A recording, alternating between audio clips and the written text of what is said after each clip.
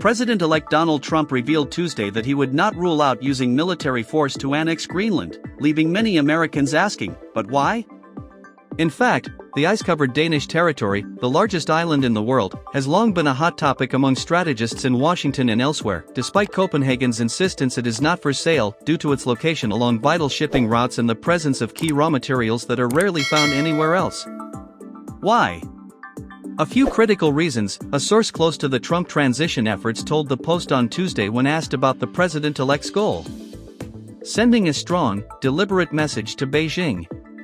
Not just talk. Action. Making America ambitious again.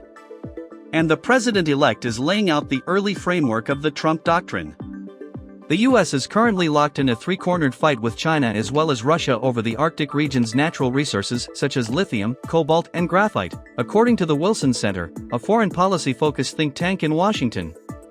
There are two main reasons to annex Greenland. The first is the large deposits of rare earth elements needed for critical defense and electronics manufacturing, Atlantic Council non-resident fellow Alex Plitzes told the Post. Second, Greenland has a legitimately large claim to the Arctic, and that would provide the US with a stronger position as competition there heats up for navigation and resources. Arctic access and resources. The US has been in a quiet contest with China and Russia over access to the Arctic for years, deploying military icebreaker ships to the region on missions to explore the resource-rich frozen tundra. Washington has traditionally been over-reliant on China for rare earth minerals, which are most frequently found in the Arctic in addition to Asia and used in everything from cell phones to weapons of mass destruction. According to Plitzes, this dependency on Beijing is not sustainable given geopolitical realities. Other major deposits exist in places like Afghanistan, which is also infeasible for a number of reasons, he noted. With the increasing demand for electric vehicles, renewable energy systems, and advanced electronics, the United States heavily relies on critical materials to drive innovation and maintain its global economic competitiveness, the Wilson Center wrote in a 2023 report. Rare earth minerals go into most forms of national defense, technologies, missiles, tanks, satellites, warships, fighter jets, and so as a result, securing them becomes a national security imperative, explains Center for Strategic and International Studies Critical Minerals Security Program Director Gracelyn Buscarun. Meanwhile, synthetic real earth elements created in labs, in Plitz's words, don't perform as well, which leaves the US vulnerable on the defense manufacturing side as tensions with China have continued to rise in recent years. The competition over the Arctic has grown more fierce in recent years due to climate change, which has led to melting of the ice caps that previously made resources nearly impossible to reach. Warming has led to more freedom of navigation in the Arctic, Plitzes said.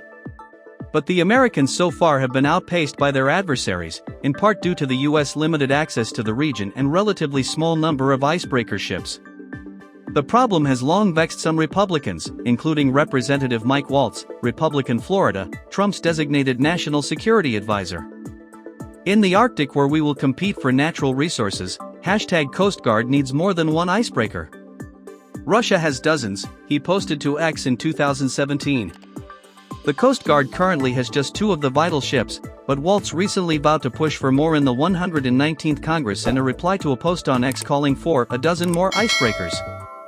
That's the plan, Waltz promised on December 24th. Additional icebreakers and the acquisition of Greenland are particularly attractive prospects now that the United States is constructing more rare earth mineral processing plants, part of the recent American push to lessen its reliance on China. But with the US home to just 1.3% of the world's rare earth minerals, compared to China's up to 70%, now we need to source those rare earths from somewhere to process at home, which does give Greenland some appeal, because it could be a source of rare earth minerals, Buscarun said. Not for sale.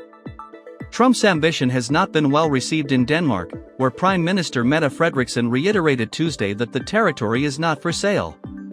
Greenland belongs to the Greenlanders, Frederiksen said in an interview with Denmark's TV2. On one hand, I am pleased regarding the rise in American interest in Greenland. But of course it is important that it takes place in a way where it is the Greenlanders' decision what their future holds.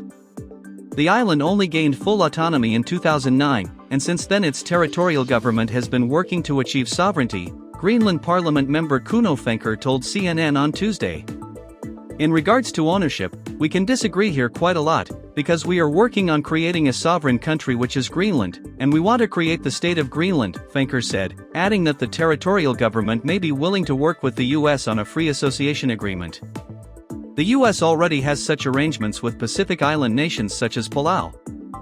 Those compacts require Washington to provide financial assistance to the freely associated countries, and also extends the right to work and live in the United States to island citizens as habitual residents.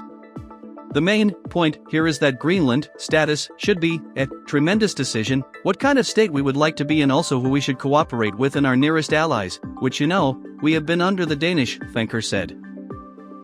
The transition source said Trump, 78, may be willing to discuss alternate arrangements with Greenland officials short of full annexation.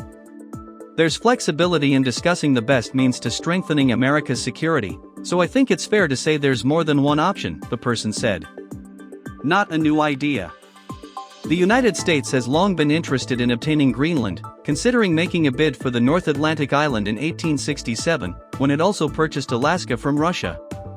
Roughly 8 decades later, after World War II, the US bid $100 million in gold bullion for Greenland, which Denmark declined.